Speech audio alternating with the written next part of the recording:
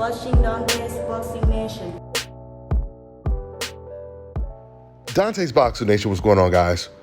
So in November, we have another highly anticipated fight, the battle of the boogeymen facing each other, David Benavidez versus Demetrius Andrade.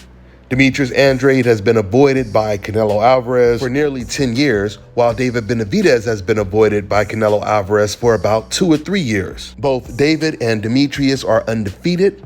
They're both former champions, and the winner of this fight will be putting a lot of pressure on Canelo Alvarez to defend his WBC belt against them.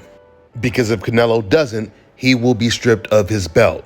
At least, if there was no corruption, that's what's supposed to happen. So with that being said, Jose Benavidez Sr., he just says something pretty interesting about this fight.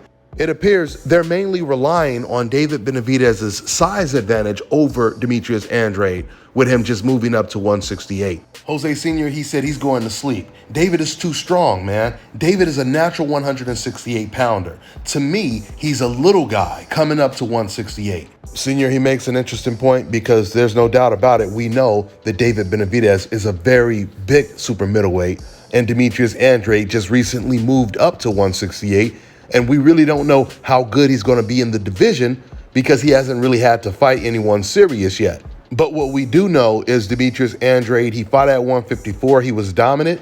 He moved up to 160 and he was just as dominant. Now we'll see if he can be just as dominant in a third weight class against the biggest, strongest super middleweight in the division. Now I want to go back to what Senior said, because then Senior, he said something that made it sound like they were really underestimating Demetrius Andrade. Senior said, in my opinion, I think Demetrius Andrade, never made that adjustment from amateurs to the professionals. Now, I don't know what gave Senior that idea, because first of all, if that was the case, then Demetrius Andrade would not have been avoided for 10 years by anybody. Everyone would be going after him. It wasn't only Canelo that was avoiding Demetrius Andrade. Gennady Golovkin had avoided Andrade for years as well. Demetrius Andrade can do everything in a ring, and he's comfortable in every setting. He can fight on the inside, he can fight on the outside, has a very high boxing IQ, and he's never really looked vulnerable against anyone. Although I would say his performance against Williams was his worst performance of his professional career because he got hit with more right hands than I recall him ever getting hit in previous fights. And we all know the best weapon against a southpaw is a right hand or a left hook. But I feel Andrade, he may be looking at this fight the same way Terrence Crawford was looking at the Errol Spence fight. Meaning with Terrence Crawford, there were other fights previously where he looked a little bit more reckless. His defense was lacking a little bit, like when he fought Mean Machine. But when he got in the ring with Errol Spence, he tightened that defense up completely. And I think Andrade is going to be aiming to do the same thing against David Benavidez because he knows that David Benavidez is going to be the naturally bigger, stronger guy in the ring that night. Now, David Benavidez, he definitely showed a lot of holes in his game against Caleb Plant, against Ronald Ellis, and against Anthony Durrell. But David's power and his pressure usually bails him out of trouble. We'll see if it bails him out of trouble in this fight against Demetrius Andrade. That's all I got for now, guys. I'm on to the next one.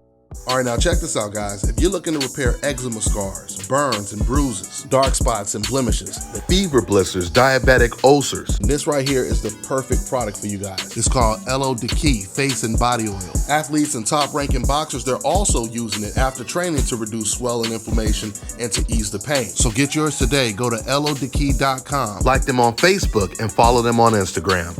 Let me tell you guys about Issa Israel Law Firm. It is a full-service legal practice based in Denver, Colorado, an emerging hub for combat sports and high-altitude training. If you're a fighter inside or outside of the ring and you need a law firm you can trust to fight for you, visit thefighterfirm.com or email help@iilawfirm.com. Legal representation is usually limited to plaintiffs and defendants in Colorado, but iFirm can help anyone in the world with trademarking their business name, logos, and U.S. immigration issues. This brother has been my attorney for a while and helped guide me through all kinds of business and civil issues, so make sure you guys go to thefighterfirm.com.